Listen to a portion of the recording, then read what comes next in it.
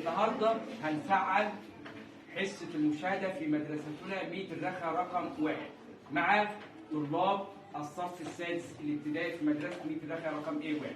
هنبدأ تفعيلنا بحصة مشاهدة عن الزعماء الوطنيين في مصر والحركة الوطنية. طبعا بعد ما خدنا زعماء الحركة الوطنية أحمد عرابي، هننتقل إلى شخصية مهمة في حياتنا وهو الزعيم سعد زغلول.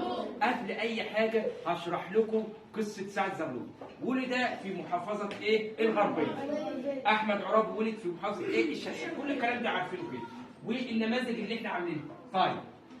طبعا بعد ما نخلص الشرح النظري هنبدأ في تشغيل الشاشة على النت ونعمل قناة مدرستهم. تمام كده. أولا سعد زغلول هو زعيم استلم الحركة الوطنية بعد الزعيم أحمد عرابي وله ثورة. الثورة دي ثورة 1919.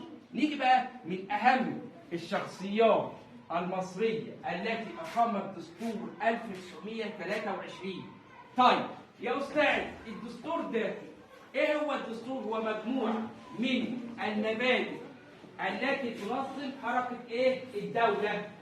ماشي؟ يبقى كده زعيمنا سعد زغلول. ننتقل بقى إلى بعض الشخصيات. أنور السادات، كل دي شخصيات وطنية. طيب هناخد بتركيز بقى. ولد سعد زغلول بإحدى قرى مديرية الغربية والتحق بالأزهر الشريف. في حال كل الزعماء الوطنيين يا ولاد، أول حاجة الالتحاق بالأزهر الشريف، ثم تتلمذ على يد مين؟ سيد برافو عليك يا رميسات. يبقى السيد جمال الدين الافغاني والشيخ محمد عبد. الشيخ محمد عبد يا اولاد يقابل شيخ الازهر حاليا.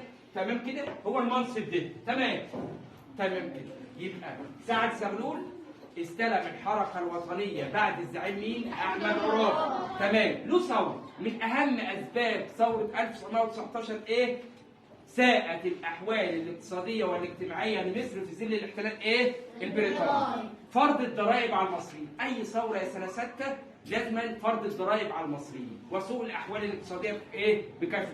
تمام. بعد ما نخلص يا ولاد الحركة الوطنية والحاجات، هتروح البيت هتفعل قناة مدرستنا بالتردد ده وهتشغل عليه. تمام كده؟